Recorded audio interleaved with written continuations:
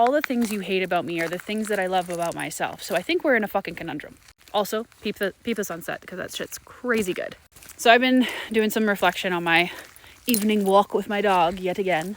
And I've been pondering the circumstance that seems to be repeated in my life. And that's people telling me that they're done with me. Could be people I'm related to. It could be people I'm worked with. Might even be people that I was friends with. It's a repeated experience, which means that it isn't just happenstance, but there's a pattern being involved. And one memory sticks out pretty fucking broadly was when an ex-friend of mine sent me this huge text message just calling out my character, listing all the things she hated about me, and proceeded to give me this "I'm done with you" vibe. To which I paused and I replied, I said, "Thank you for being honest." Months later, she would reach out again and say, "Listen, I didn't expect us not to be friends after I texted that." And here's the crazy thing about self-respect. There's a certain period where you're like, what did you expect me to do? What perception did you have in your brain that I was going to reply any other way? Did you expect me to grovel? Did you expect me to be upset and hurt and beg for forgiveness? And typically people say, well, no, I just expected you to do some self-reflection. And I do a lot of self-reflection. And the thing that keeps coming up is in every single one of these moments when someone says that they're done with me, the quality that they don't like within me is the one I love about myself. Quite literally, the thing they hate about me is the thing I love about me. And vice versa, the things they love about me, I hate about myself. Because people love when I'm obedient and quiet and when I concede, when I toe the company line and I'm professional. People love when I'm quiet and agreeable. But every time I am any of those things, I still have to go to bed by myself, with myself. And those are the nights I can't sleep. Those are the nights that I ponder the whole fucking day because I can't shut the anxiety up. Those are the days where I look around and I look at my life and I say, is this even mine?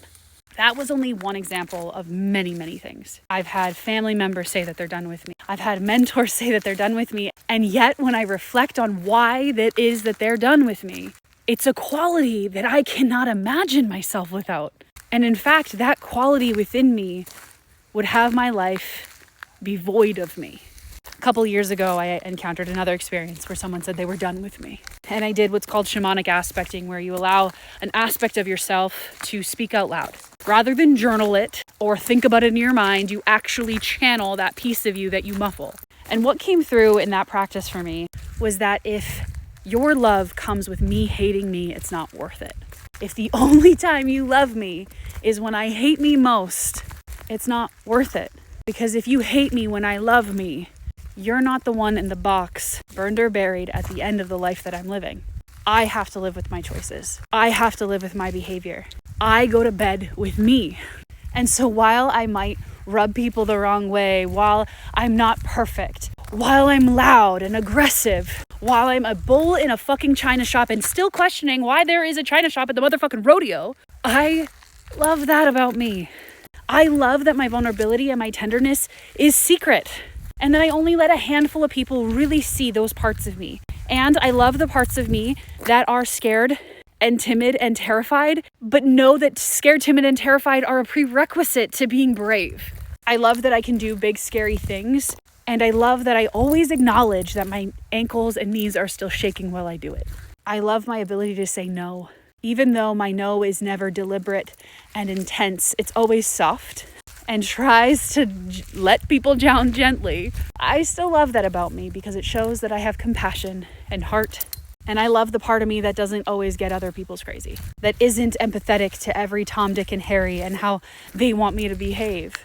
I also love the part of me that can let things go. The one who says, okay, thank you for your honesty, and leaves when people say, I'm done with you. I love the part of me that doesn't grovel, that respects people's decision even if they didn't mean what they said. They said it enough for me to believe it. I will never say I'm a good person. In fact, I'm the first to say every person on the planet is shit before they're good, and some of us will never get there. But I will never say that I agree with you on hating the parts of me I love most.